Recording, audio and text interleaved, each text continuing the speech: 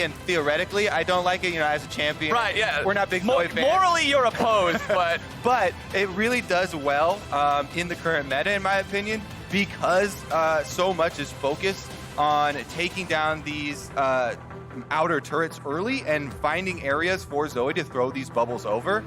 So we'll see, especially with Blaber and Nisqy, they've combined super well for some mid-jungle synergy, and Lee Sin, Zoe can definitely try and prey on Orianna. We saw already Dignitas yesterday, they drafted the Vel'Koz for Froggen. Bjergsen just completely bullied him. Even though he didn't get solo kills, he solo forced Froggen out of lane multiple times, which earned TSM objectives uncontested from Dig because they didn't have mid priority. And Dignitas had a lot of hype coming out of week 1. They looked really good.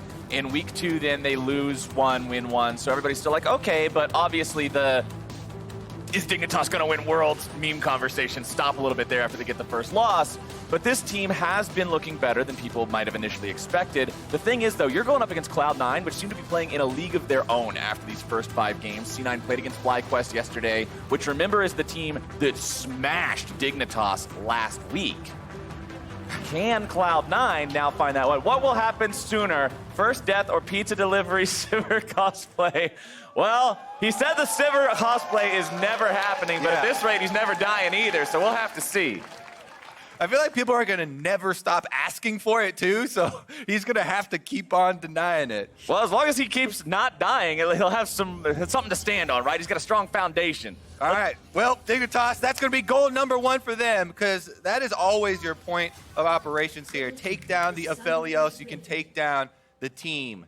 And he doesn't have a Thresh or a Tahm Kench or one of those supports that specifically is designed to keep him alive. No Braum.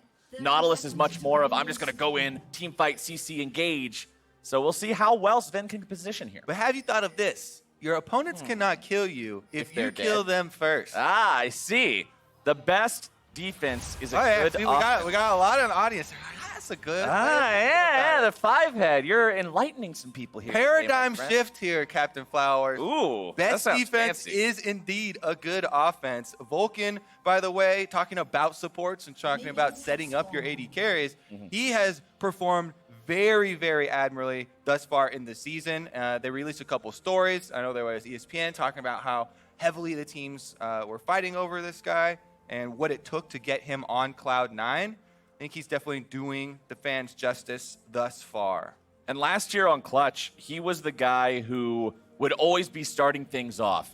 He would have some really bad games and some really good games, but they would always come from the same ballpark. It was always him going in. It was whether or not the engage was at the right time and coordinated with everyone else. But this Cloud9 team has just seemed to be on the same page here in the first few weeks of 2020, and it's been a lot of fun to watch.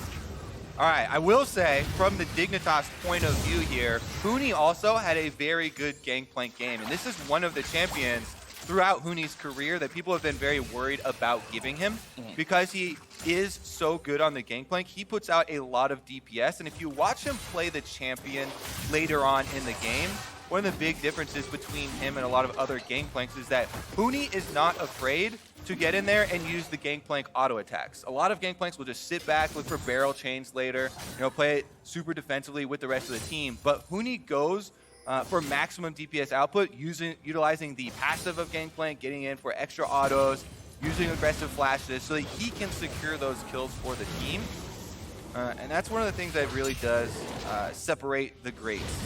And I really like the Gangplank on a team with Senna as well. Provides a lot of difficulty for your opponents trying to engage onto barrels and onto Senna's mist, while at the same time creating another big late game damage threat through the AD lens. Considering Senna doesn't quite have the same DPS, the attacks are very slow. It's a boom boom with the auto attack and the Q, but Gangplank can really make that explode on the next level here. You can see the junglers might find each other. Blaber remaining perfectly still, so Grig can't see him with the Tremor sense. I actually love...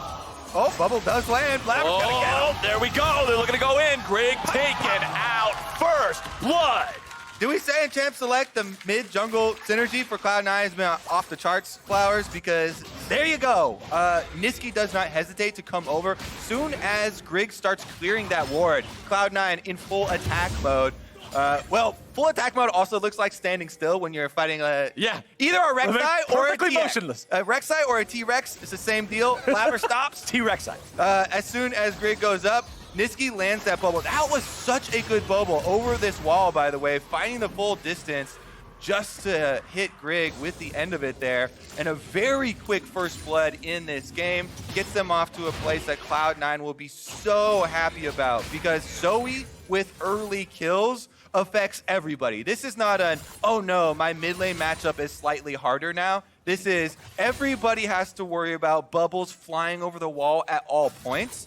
Zoe's actually very good at roaming, especially since Cloud9 have achieved the double scuttle, the dream scenario for your early game, which allows you to traverse the entire Summoner's Rift, look for those roams, and look to affect the other lanes. Grig wants to get back out and create something positive for the team.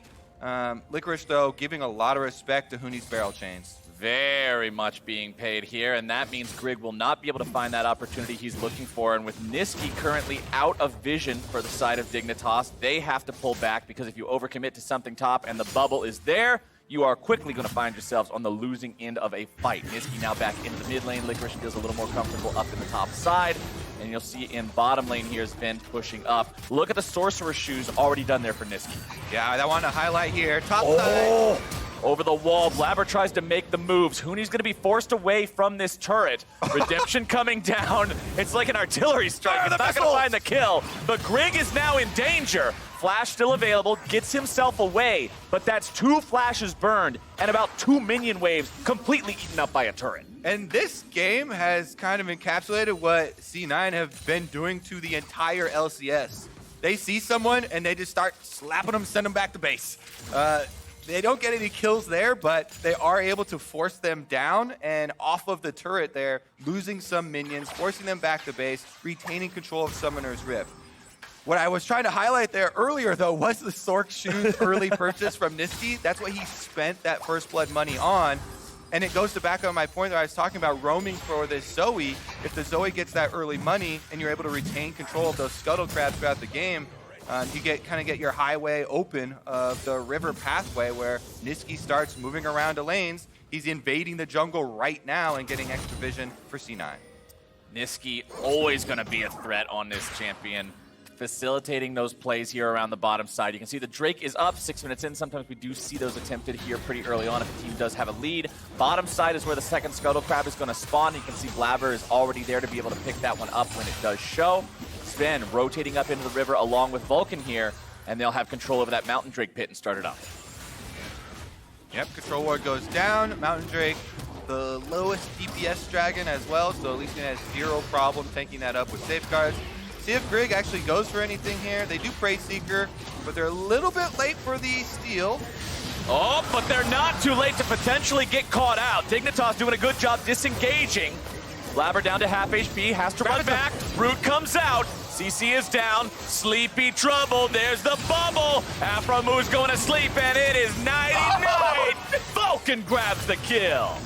Nisqy, not only does he land the bubble over the wall to snipe the sleep onto Aphromoo and allow the cooldown for Vulcan's hook to come back up, but he also predicts the flash from Aphromoo with his Q placement, kills him upon arrival, and it's starting to come true, Flowers. Even though the kill did technically go over to Vulcan and he gets the extra money. Still counts. Still counts, and C9 very happy to get the extra leeway here. Let's take another look. So, Dragon goes down, Vulcan looks for the engage, they get the Devour out super early on, so they go for the harassment, and just like we're talking about on that minimap, you see, it is the mid lane roam from Nisqy. He lands this bubble over the wall, and then look at his Q. He already is placing it this way, towards where Aphromoo is going to flash. So even though he does afterwards, still gets him on the kill. I don't know what you're doing there as Dignitas. Obviously, you're not going to go in and fight for that Drake because Grig's already used flash. If he goes in, he's dead 100%, even if he gets it. It seemed like a breakdown in communication there. Froggen never even moved to follow. They knew Nisqy was going to go. Just not what Dignitas needs to be doing against a team that's going to snowball the game like Cloud9. Yep. When your opponents are stronger than you and have better positioning on an objective, in the early game, you don't try and contest it if the opportunity is not there, right? You try and create something on the other side of the map. But Dig have been just full defense moves thus far in the game. Right now, they're finally getting an answer here. Sleepy Trouble Bubble does land, and the Rift Herald getting low. Aphromoo does a good job there blocking for Froggen, making sure no more damage is coming in. Blaber's found the Sonic Wave, kick into the resonating strike. Good lord, man! Grig is gone! Shelly is stolen! Blaber will fall. That's a 1-for-1 on junglers. Cloud9 now try to disengage. Gangplank ulti coming down, bringing the fire, but that is a one fight for the side of C9, and Aphromoo might be yet another trophy. Damage comes in, Moonlight Vigil gonna provide some extra DPS. The Chakram's not quite enough. Zven's got a whole orbit of those things around him as Huni continues to walk away back into the top side. Blaber is creating some highlight reels here, my friend. Yeah. He goes in, not only does he get the kill on the enemy jungler within his own team, but in the end, Cloud9 walk away with pretty much all the resources here. So, gonna have a reset for Dignitas, and they really need to take a deep breath because look at the way this game is going. Vulcan does get the hook afterwards onto Orianna. Blaber goes in, 100% to 0. Grig there, then steals the Rift Herald as well. Even though he goes down to the Senna ultimate, his job is done. He killed his opponent and took the objective. They then retreat off of the Gangplank ultimate before re-engaging to push them off of Summoner's Rift and back to the base. And we'll see how that Rift Herald gets used by the side of Cloud9. We've been talking a lot this split about how teams like to knock off the first couple of plates and then use it to take down the rest of the turret for maximum value. And there we go. One plate down, almost through that second one. A little bit more. There we go. Shelly just ringing in the bank for Cloud9. Talk to me about the feeling of being in range of a Rift Herald smashed on turret plates, by the way, because that cha-ching one of the best in the It's a very satisfying noise. I feel like they really nailed it on the audio. The audio feedback for that feels real nice. Well, everything feels real nice in the early game here for C9. Nice bubble, lands its way onto Froggen, who uses the Shockwave in combination with a cleanse to get the better of Nisqy there.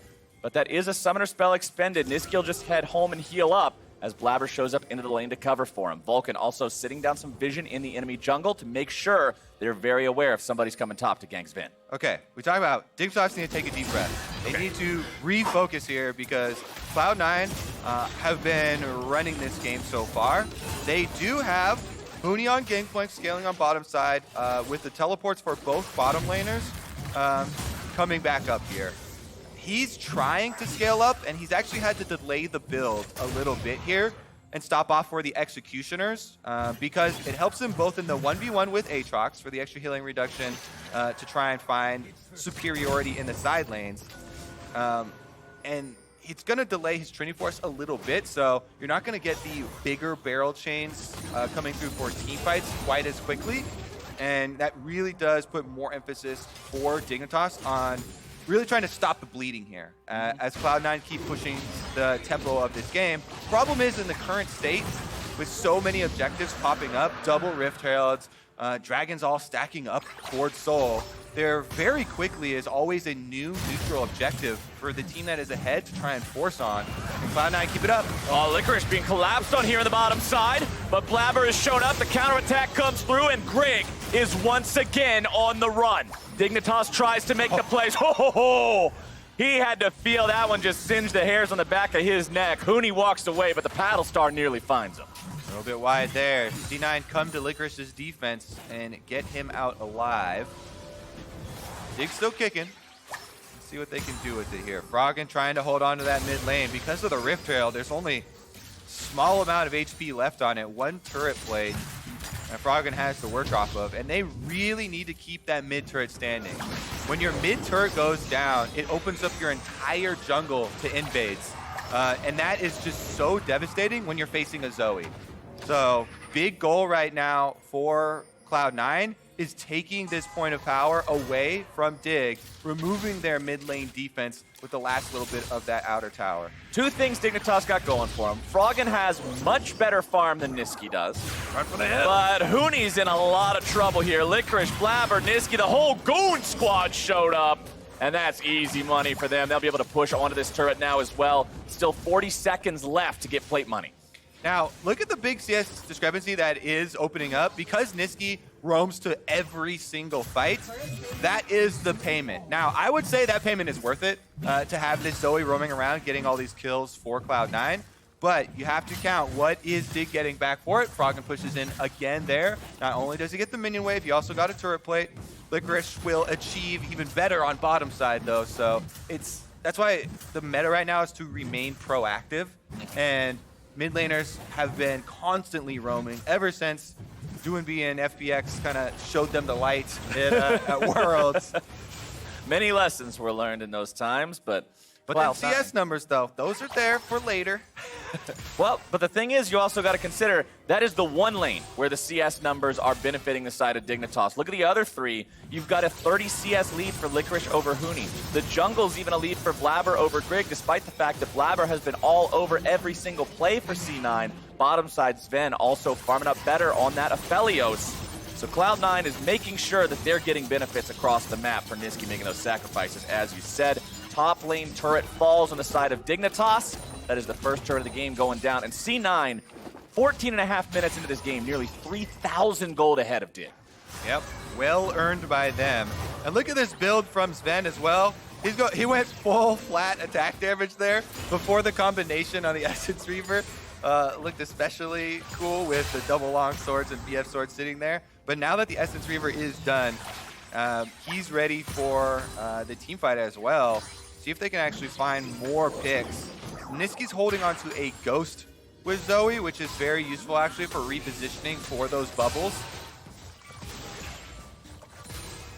Remember that when Zoe uses the stolen abilities through summoner spells, item actives, whatever, she gets a quick burst of speed too. And Ghost, it has a moment at the beginning where it has to accelerate. You're not as fast as you would be throughout the rest of the duration of the spell, so considering those two combined together, it means that the movement speed makes up for it, and she's just running like a bat out of hell. Yeah, the Zoe Ghost is off of W is more like Mario Kart when you hit the perfect ignition on start and you get that nice boost. Just a little bonus. Well, either way, he'll be fast as long as he's got that. Redemption now locked and loaded too. Pretty big team fight power up there. Next Drake is going to be spawning just 60 seconds from now. Cloud9 with 2 already in their possession means it will put the game on sole point if they get this third. Dignitas, they know they're pretty far behind, but do they want to even try to fight for that? Aphromoo loses 3/4 HP from that Zoe combo, and Nisqy will shove him back. That's going to get C9 priority over the mid lane, priority over that Rift Herald pit. And with Zven and Blaber working together to take that one down, that is Shelly number 2 of this game going over to the C9 side. It's actually so ridiculous too when Zoe gets redemptions.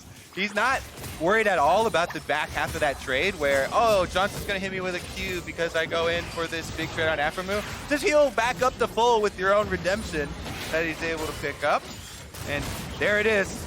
That last defense we were talking about with the mid turret for Dignitas just went down. C9 now can use this priority, setting up for the Dragon. This is number 3, setting up for an Infernal, and they should be able to take it here. Harassment being pelted out. One important thing to remember is when Lee Sin has Rift Herald, if a team fight breaks out, he can't ward hop because he has no trinket. Blaber does find the Sonic Wave onto Grig. Turret placed down by Aphelios. Zven trying to just zone their opponents away. Dignitas do not have any priority over this fight. It's going to be Cloud9 moving into the bottom lane river. All right, let's see. Can Dig get a big shockwave? Because that's what it's going to have to be if they're actually going to fight over this. They've got to get the ball to somebody who can place it for Froggen. You can see Blaber summons Shelly. She'll just walk into the bottom lane, and now he has the trinket ready to go if he needs to ward hop to it. Licorice hanging out on the backside of the pit. Look at the damage. With Johnsun down to 100 HP, Dignitas, they have to retreat.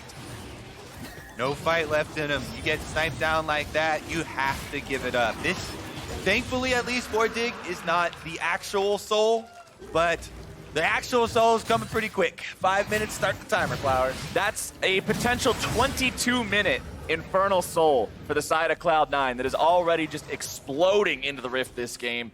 Shelly gets that bottom lane turret for them as well. That's all 3 outer turrets taken down from the Dignitas side, and Cloud9 just feels so much more comfortable pushing even further into that territory now. You were already talking about how mid lane turret opens up the map, but when they don't have the sides to run to either, Cloud9 will be looking for those picks. Very true. Licorice already starting off with some of the split pushing down on bottom side. He has the defensive wards already in place in the red side jungle and the red buff on top of it. So he feels very confident pushing up here, even though Cloud9 hadn't pushed the other lanes as quickly. Now they've got Zven and Vulcan up there on top side. Nisqy getting into the mid. So C9 can push them all out and then collapse on Grig, who's going for a risky scuttle. Grig finally wants to get himself a crab this game. He's been deprived of so many. He will manage to secure that one and get out just in the nick of time. Crab meat can be very pricey, Flowers. I don't know if you Yes. go to the grocery store a lot, but especially if your team is behind, the price just goes through the roof. I hate going to the grocery store and my team's behind. It's one of the worst feelings. It's really dangerous, you know. Well, Dignitas are going to be playing this game from the back foot here for a while. Still need plenty of time to scale up these carries. Huni still without the Trinity Force completed. Just now got that one done. And Johnsun is having a very Zoe experience right now. Oh, man. With the Corrupting Potion, too, that thing's ticking down. He got into double-digit health right there. Almost going to bite it, but Nisqy, with the blue buff on Zoe, too, can just keep throwing them out. Honestly, the Baron can't spawn quick enough for C9. The crab meat, the expensive crab meat is well purchased there by Grig. He took the risk, and that's going to give them some solid vision. Because without that, you have to be so freaking scared face checking into Fog of War against the Zoe that's already doing that to your AD carry. And look at the vision. Look at the Cloud9 wards in the top half of the Dignitas jungle. It is just red, red, red, red, red, red, red. They have this whole thing lit up, and Dignitas has to just inch their way forward. Super scared. They're in a horror movie right now trying to peek around the corner. Yeah. Except the monster's even scarier because it's Zoe. Yeah, definitely a lot of red energy coming out of Nisqy here from the mid lane, too. See if he can find a snipe here. He keeps backing off towards the control wards, out of vision. This is what you want to do. They're so far ahead. They have full vision superiority for C9. So he just keeps on dropping back into Fog of War, looking, fishing around for possible picks. Grig here doing his part, though. Fighting that fight for the vision. Trying to give them some sort of early alerts if the Baron does get started up. Stand strong, soldier. You got to hold this line. Except now you're going to lose the frog. Oh, is he, though? Grig, still around. This is, smite. Of He's all gonna the go things for, to fight for, I don't think a frog is the... You don't fight over, you go for the smite. Okay, If you have 2 charges only, by the way. well, Dignitas might be able to make some sort of a pick here. Zven with the flash over the wall. Froggen could not get him with the shockwave, but now the counterattack comes through. TP coming in. Aphromoo taken very low. Grig going to be going into the ultimate, keeping himself alive only for a moment longer. Licorice tanks up, buys the time they need to grab that pick, and gets out safely. The Crab has respawned, this time secured by Cloud9. It's a 1-0 trade for them. Double summoners blown by Zven there to keep his KDA alive. And it does come at the cost of Grig's life. But honestly, if there are no summoners on Aphelios and Zoe, the carries here for Cloud9, maybe there's a possibility for Dig. Huni has finally gotten his Trinity Force completed for the Gangplank, so you can have a decent backline threat. Again, Froggen looking for a game-winning shockwave for them. It is going to be super difficult because they don't have a great delivery system, right? Rek'Sai is not that quick at getting in, and Grig himself used Flash in the last play, which would be the surprise factor that Dig could try and hope for a comeback in this game. Without that, it's going to have to be sneaky ball placement from Froggen to try and find his own. Otherwise, Cloud9, Soul is approaching. 20 seconds on Infernal Soul. And C9 very happy to set it up here. Dignitas is going to have to work a miracle here, get some sort of big fight, big pick to buy themselves enough time to prevent that soul from coming online. We're just about 23 minutes in, Drake about to spawn. It's Dignitas with priority over the river, and Blaber chunked down to half HP by the Dignitas roster. Licorice is coming around from the other side. It could be a pincer maneuver from Cloud9. Licorice walks up, Huni's at 3/4 HP, Paddle Star. Next onto Froggen and Aphromoo, finds a little bit of damage there. Licorice trading aggressively onto Huni, forces the flash out of the Dignitas top lane. Definitely a valuable cooldown here for this very important team fight.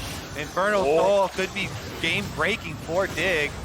Or he gets devoured, and that's going to be a long cooldown. Very good devour there from Aphromoo, making sure Froggen doesn't get chunked away. C9 have decided to start up the Drake. Remember, you could always have the smite fight. I think this is one that you always risk if you're Dignitas. Grig thinking about it. Gangplank ulti already summoned up. Cloud9 playing this slowly. Very nice shockwave onto 2! And Froggen gets the first kill of the split onto Zven. But at what cost? Dignitas is annihilated by Cloud9. Infernal Soul picked up for C9. The reign of Lord Spennington has come to an end. He has died, but there's a caveat, Captain Flowers. Oh, do tell, my good man. If you only have one death, you're still only dividing by 1, so technically your KDA doesn't go down. You get 1 freebie. Yeah, exactly. So he did die. He's not deathless anymore, but at least his KDA is intact still. And it should come with the C9 victory now because they have Infernal Dragon. And look at that. We were talking about, can Froggen find the Shockwave to change the game? He does find the Shockwave to kill the carry, but it doesn't change the game. No. Because C9 still kill everyone except for Grig, and they still get the Infernal Soul. And Grig had no way to even try to steal that. His smite wasn't ready. He had no tunnel. He threw the Prey Seeker. That's his way. Okay, sure. All right. Toss a Prey Seeker in the pit. Hope for the best. But Cloud9 is now 6,000 gold up. They've got themselves an Infernal Soul pre-25 minutes. Everything is looking phenomenal here for this squad, and I can only expect they're going to be setting up Vision more and more in this top side of the Dignitas jungle and prepping for Baron. Oh yeah, you've got Infernal Soul, you have a Zoe, you have Vision control over Baron. These are all the things that you need. This checklist is adding up. Yeah, and talk about Vision control, we could just highlight this a little bit. It's dangerous right now. The jungle is dark and full of terrors for Team Dignitas here. They're rushing into it though, Aphromoo and Grig trying to go get some vision while C9 have a reset. You know, now that you mentioned the dark and full of terrors, League of Legends is kind of like the team. Dignitas is kind of like the Dothraki in Season 8 because they all died, but now they just randomly reappeared again. Okay. Respawn time. Just charge straight onto that battlefield. Yeah, just charge out in there. Be your best self, live your best life. But Cloud9, they've got themselves the game in the palm of their hands, man. It is up to them to lose. I think it's legitimately out of Dignitas's control now, whether or not Cloud9 loses this game. It's up to C9 to make some sort of an error, but it doesn't look like that's going to happen here just yet. Johnsun's under pressure. Licorice forces him to flash away. Shockwave is going to whiff. That's a whole lot of nothing, and that's way too important of a spell. C9 knows it, and they're pushing onto the tier 2. Yeah, no ultimates there. That was also the Gangplank ultimate.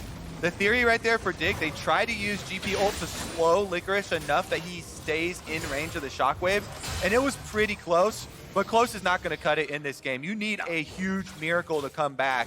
So without GP and Orianna ultimates, your team fight has 0 power behind it, and C9 will take the Baron. Grig, can he throw a Prey Seeker, thread the needle through everyone? That would be the greatest Prey Seeker of all time. It actually just would. saying. I'm pretty sure there's legitimately just no way. Vulcan's going to buy some time for these guys. He's got the stone plate, keeping him tanky. They're on the front line. Blaber goes over the wall, and he is unstoppable. Huni now going to be soaking all the damage from Nisqy off to the side of this fight. Soaking, well, it's a waterfall. You ain't going to soak that up. That's so much damage from Cloud9, and they're right back onto the Baron. Yep, they peel off there quick for the turn as Vulcan goes in. Hooks into the wall. That's going to be 2 more kills for C9 and the Baron. And this is looking like a Baron power play that might end with a Nexus kill, my friend. We could very easily see this game end under 30 minutes. One big push from Cloud9 to take Dignitas down. Let's take a look. Even though he doesn't hit the champion, he hooks the wall there for Vulcan, so he's in the fight. He gets the ult there to secure a kill onto Rek'Sai when Blaber goes in on Lee Sin. And you're talking about the waterfall on the left side of your screen there. Nisqy is able to drown him. And one thing I'd like to point out, right after the Baron is taken, Nisqy says, you know what? Yeah, this game's over. Medjai's Soul Stealer. He's got the Book of BM in his inventory. So this is his death note. He's writing their names. here's my perspective on it, though. It's not really BM if you're this far ahead, because you're getting kills too. He's got it stacked up. It's actually efficient. Mm-hmm. But whenever I see an opponent build the book, I know I'm being BM. The BM to me is buying it early, before your team is ahead. This is the difference to me between trash talking before the game and trash talking after the game. This is trash talking after the game. Okay. He's like, we're so far ahead, I'm gonna buy a Soul Stealer. Haha, gotcha. No, if you go back, first buy, you upgrade your ring into Instead a Soul of Sorcerer's Stealer. Shoes, he buys a book. Yeah. That's the play. Because that buy is telling them, you're so bad, I am gonna stomp you without stats, I'm gonna stack up this book. I feel like that buy is saying, please gank me. Yeah, exactly, and it says, even if you gank me, I'm gonna I'll outplay you. Okay, fair enough, fair enough. Well, Cloud9, they aren't worried about ganks or anything anymore. They're so well set up in this game. Zven's pushing up the bottom lane. They've got the Baron for another minute and 15 seconds. And they've got the mid lane inhibitor turret down to half HP. Bottom lane nearly the same. Huni doing what he can with those barrels to try to just clear these waves out. Preyseeker finds its way onto a cannon mini, but it's so hard for Dignitas to actually kill these things. More damage coming through. Moonlight Vigil not going to get a whole lot done there, though. But the mid lane inhibitor turret does fall. Licorice, Nisqy, and Blaber pushing up as a 3-man unit, pressuring onto the inhib itself now. Dignitas trying to handle them 3v3, but no fair fight will go Dignitas' way in this game. Cloud9 have now broken the second inhibitor turret. First inhibitor falls, second one's in their sights. Zven continues applying the auto attacks with the Infernal, getting the extra splash if anybody stands too close. And C9 have 2 inhibs for free. And Kobe, there's a big old laser dragon spawning here in about 3 seconds. And if Cloud9 so chooses, they can go get that before the end of the game. Yeah, Baron's running out right now. They only got a few more seconds with it left on, so the push will come to a halt. For me, it's actually, well, they're just going to instantly take it before it starts to get there. So, you know what? No analysis needed. It's just too easy. They have so much damage. You burn it down. The game is waiting to be executed here. Dig lying in wait inside their base.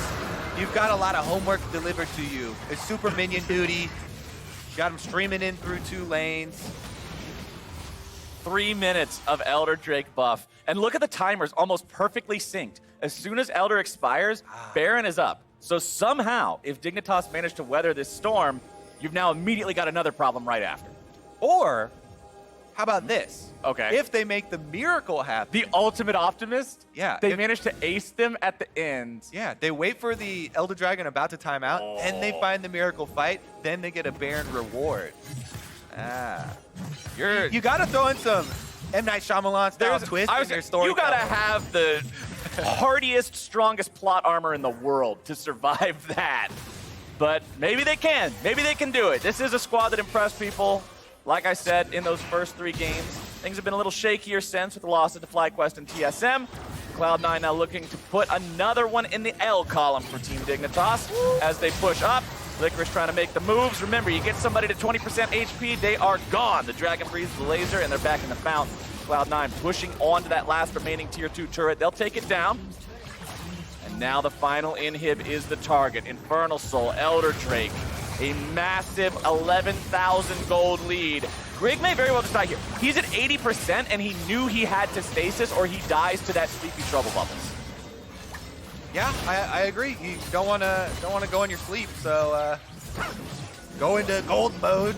Survives to see another day, to see one more push. Licorice is behind them. The tower still standing, but it doesn't matter. Vulcan's going in. Johnsun's under pressure. Blaber looking to grab the damage into the execution. He is dominating. Huni's in the back line, and the Dragon is just breathing fire on all of Dignitas. It's a double for Nisqy, and it's an absolute slaughter for Cloud9. Dig will lose their remaining inhibitor. They will lose their Nexus turrets, and they will lose their 3rd game here in spring 2020. Cloud9 pushing onto the Nexus now itself. They go for the dive, they make it happen, and they are 6-0.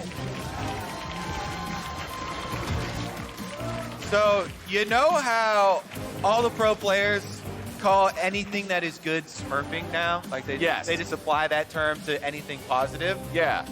Like Cloud9 actually legitimately look like they are a smurf team in the LCS with how they've dominated the beginning here. Like the beginning of spring has been C9 in a league apart almost. You know what it reminds me of? Watching play-in teams play against major regions at an international event. Everybody else is a play-in team, and Cloud9 is old school SKT. And they're just saying, all right, line up and we're going to knock y'all down. This team has been so much fun to watch. They are playing so well together. And they're just playing some damn fine League of Legends. 19 stacks when the dust settles on Nisqy's Soul Stealer. Zven, as you said, finally, one in the death column there for him. But as you said, you divide by 0. You can't really do that. But it's, Right, so it's the same as dividing by 1. So his KDA remains intact. Yeah, gotta jiggle the numbers a little bit. Yeah. We just gotta finagle some things. But I'm pretty sure with 7 assists, he went 0-1 and 7 that game. I think that takes him up to a 70 KDA now, 70, 71, something like that. The mark to hit, crazy. by the way, with the record is Chovy from the LCK with 104. 104 is what I knew it was over 100. I didn't know how far over it was specifically. So he's got to get another 33 or 34 without dying. Yeah, once. now he actually cannot die. No more deaths are allowed. So that's the high bar Zven is going to have to aim for. But with the team that he's playing on right now, in the interview we heard from him yesterday that he did with Aphelios, he said, yeah, I'm not just playing better than I have in the last 2 years. I'm playing better on a team that's this good. And that's an awesome thing to hear when your guy who's popping off every single game says, no, it's not just me. This is a whole squad. Like, this is 5-man pop-off unit. But now we're going to send things down to Licorice, who is standing by for an interview with Cloud9's victorious mid laner. Well, of course, I did have to get some words from Nisqy after that performance, but it is a team effort indeed. First things I want to hear from you is going into this, many had the question of, how much was it Svenskir and how much was it Nisqy during the last season? I think it's safe to say you've proven yourself so far. So what do you make of the new dynamic with the permanent partnership with Blaber? I think after last year, I feel like me and Svenskir were actually really good during the summer split. So this year, I really wanted to make sure that Blaber I won't say was as good as Svenskir, but even better, because Blaber's early game is actually really insane, and if I can control him, or if the team can control him in mid game, then he's just, one of the best junglers for sure. Now, I thought I was going to come into this interview and tell you, oh, you still have the entirety of your games played without a gold deficit. Technically got broken this game, but overall still as solid of a performance as some others. So does this pose any issues as far as how to practice when you do have to eventually maybe come from those behind situations? I cannot really tell right now, because, we're usually not behind, so, the issue